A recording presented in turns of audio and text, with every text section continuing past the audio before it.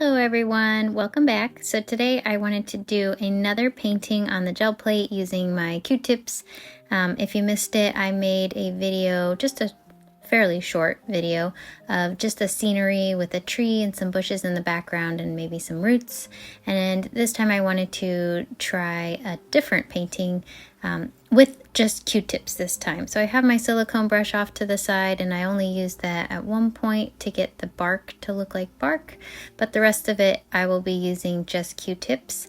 I'm starting out with a little bit of blender medium. I'm hoping that this will make my paint stay wet a little bit longer.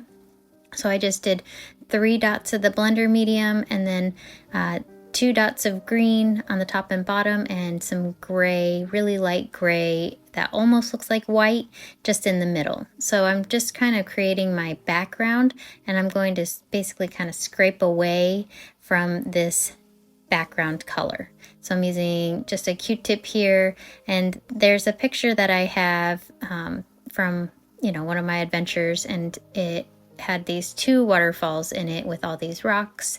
So this was my rough painting of just trying to recreate what these 2 waterfalls would look like on a jelly plate painting.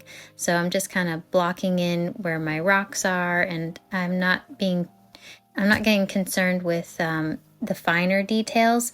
I'm just kind of looking at it in big chunks. So just trying to break up the page, figure out where the 2 waterfalls are and where the background is.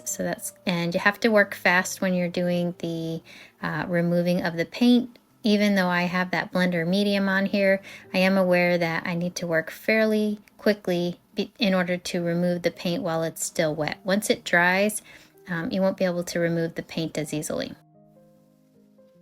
For the foamy part, I'm just swirling my Q-tip around, and that's removing the paint, but it's also taking that paint that's on there and kind of swirling it to make it look like movement.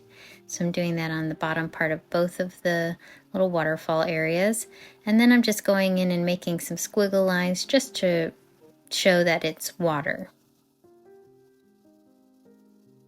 My paint did start drying a little bit, so I knew I had to keep working fast to get the top part removed, and I just decided to go with the look of trees, so just some bark or trunks and then some tree tops.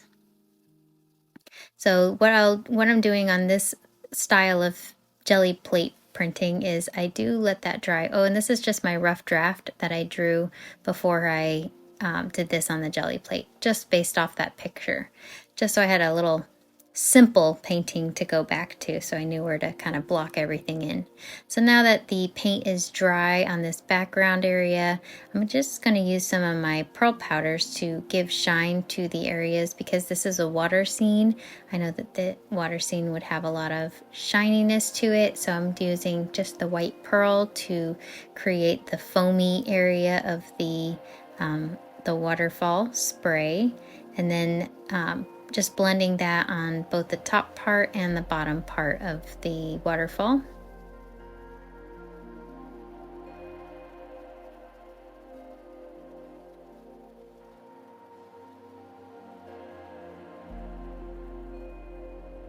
And then I'm taking my green, because there's so much green in my picture, mostly because the water picks up on the surroundings, which is trees. I did put some green in the falling water. I decided it needed a little variation, so I pulled out my blue and I'm kind of mixing that with my green.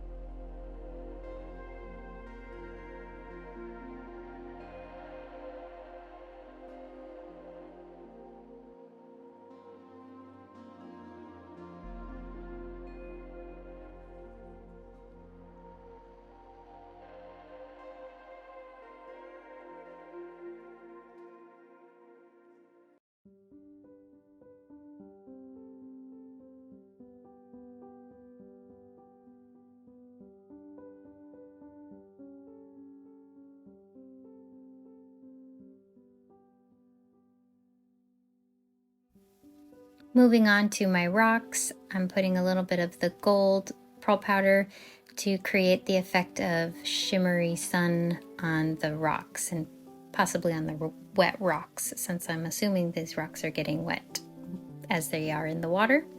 And this, I'm not going all the way over the rocks, just over the part where I think the sun would be shining.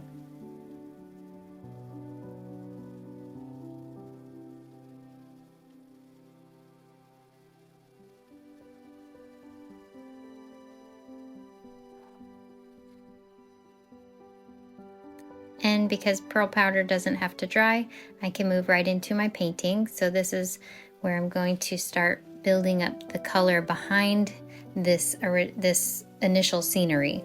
So I've got my light green and dark green, and again I'm using Q-tips here just to put my color down. I'm just using a pouncing motion and kind of mixing the greens together a little bit and also trying to keep them a little bit separate so I have some lights and darks. I had some lower looking trees, like shorter ones, and so I filled those in. And then I have my tree trunks that I can fill in, and I'll just use the light brown, just making a line of light brown paint, and then I'll mix in a little bit of my darker brown paint. I did decide this little area here would be like a little small bushes or grasses. So that's going to be green, and then I'll go back in with my browns and finish up the tree trunks.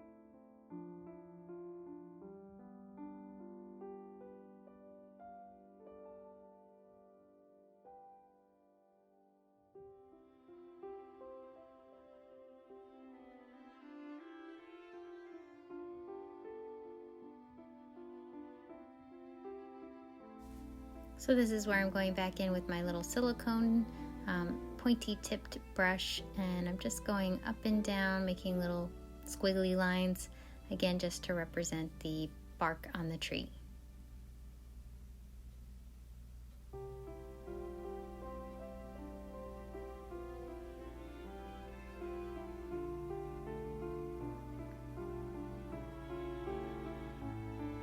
Now I'm going to fill in the rocks, and I'm just going to keep going with the two brown colors that I have, lighter on the top and darker on the bottom.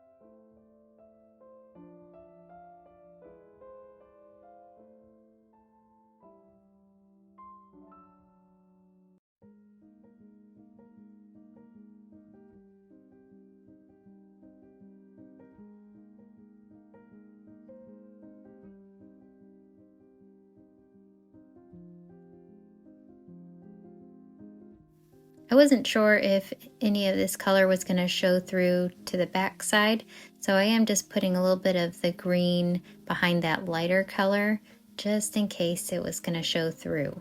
Because the next color that I'm going to put down to pull the whole print is going to be some metallic zinc color and a metallic green color.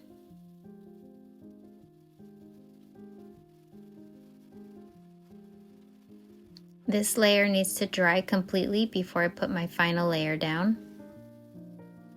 I use a little table fan and that helps it dry a little bit faster.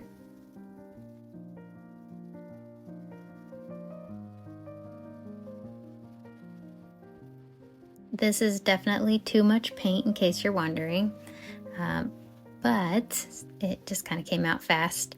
If that happens, I just brayer it off as I'm pulling the color onto my brayer. I brayer off all that extra paint and then just keep blending it until I don't have those kind of like lines showing up on the gel plate so that it's nice and smooth.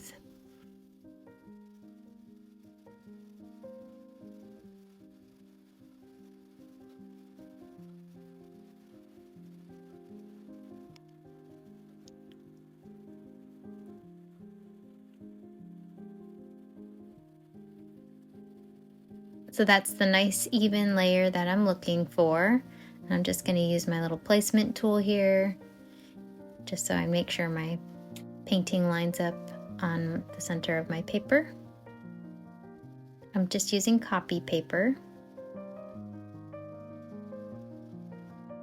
And this layer has to dry completely to the plate or to the paper as well, so that when I remove it from the plate, it will all remove cleanly.